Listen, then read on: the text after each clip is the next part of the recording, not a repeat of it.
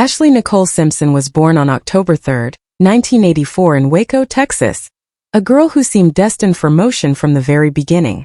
Her childhood moved quickly, shaped by the structure of religion and ambition.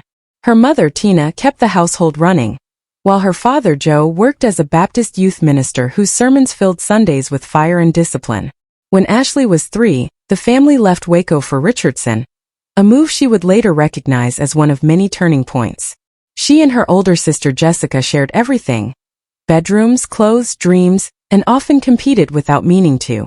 One was bright and angel-voiced, the other restless and searching for her own sound. Their home was one where perfection mattered, and Ashlee entered ballet at 3, learning early how to hold herself straight even when her emotions were anything but. Her talent grew quickly, and with it came pressure. At 11, she begged to audition for the School of American Ballet in New York City, though she was technically too young. Joe pushed until she was accepted, becoming the youngest student they had ever taken. The achievement thrilled her, but it also put her in a world where every mirror reflected comparison. She lived far from home, surrounded by slim, long-legged dancers who seemed to embody everything she thought she wasn't. The insecurity dug deep. At 12, the pressure turned inward and she slipped into an eating disorder that lasted months. At just over 5 feet tall, she dropped to around 70 pounds. Her parents intervened before the damage became irreversible, and Ashlee later spoke in interviews about the shame she carried and how long it took to feel comfortable in her own skin again. Ballet had been her identity, but now it felt like an early introduction to the idea that talent alone isn't enough. Discipline can break you if it's all you know. While she struggled quietly, Jessica's star began to rise. Joe left ministry to manage both daughters, believing that entertainment could carry the family further than church life ever would. Ashlee took acting lessons, appeared in commercials, and eventually joined Jessica's Sweet Kisses tour as a backup dancer. Night after night she performed behind her sister, absorbing the atmosphere of crowds and arenas. She dyed her hair dark for the first time, a small rebellion that signaled she was ready to be seen as something other than the blonde younger sister.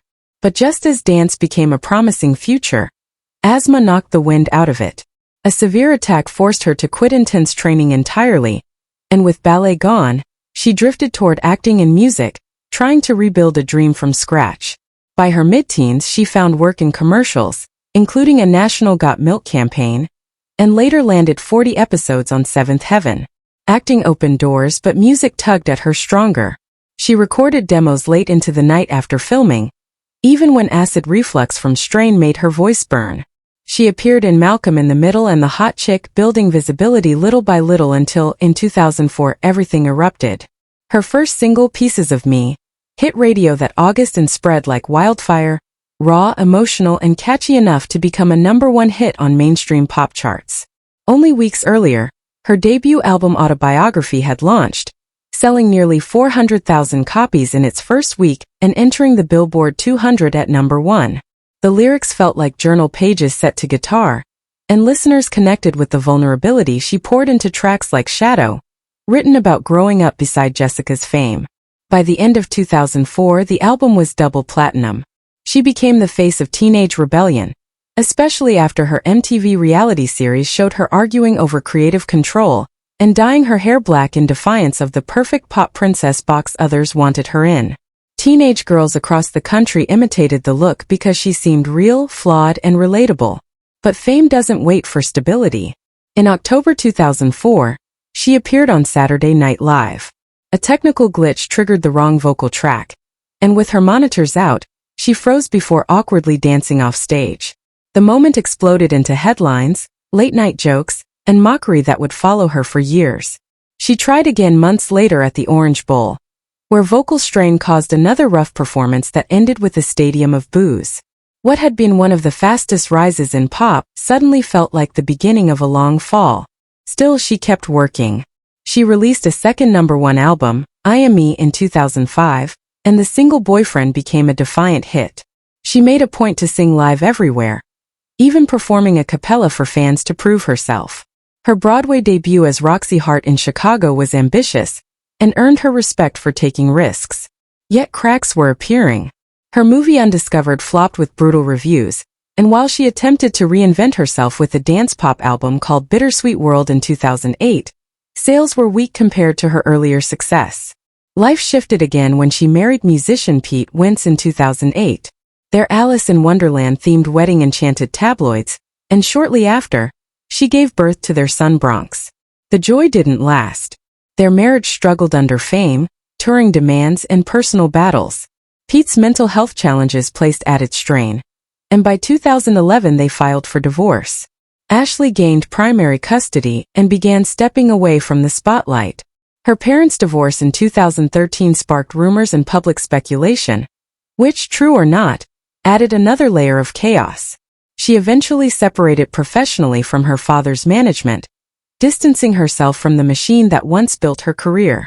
By this time she was no longer the girl bouncing around reality TV. She became a mother first, a public figure second. Acting roles quieted to small voice parts in shows like Phineas and Ferb. Music faded into the background as she prioritized stability, children, and privacy. Years passed this way. Pop culture moved on, and for a long time, it seemed her story might end not with triumph, but with silence. Then, surprisingly, she resurfaced. She married actor Evan Ross in 2014 in a ceremony at Diana Ross's home. They welcomed daughter Jagger in 2015 and son Ziggy in 2020, living a calmer life outside the tabloids. And in 2025, she made a return that few predicted. She announced an Miami, Las Vegas residency celebrating the 20-year mark of her second album. Tickets sold out instantly. Fans who once grew up with black eyeliner and emotional lyrics now showed up grown, cheering her like she never left. She spoke on stage about motherhood, resilience, boundaries, and the years she spent rebuilding herself. She hinted at a fourth album inspired by her children, and even teased a possible project with Jessica. The infamous SNL moment resurfaced in interviews, but this time she framed it differently. Not as humiliation, but as a lesson in saying no when pressured beyond comfort. Her comeback wasn't just music returning to a stage. It was a woman who had been mocked, doubted, and picked apart by the world stepping forward again with softness and strength. Fans didn't come only for nostalgia. They came to witness someone who survived the machine that often chews young artists up.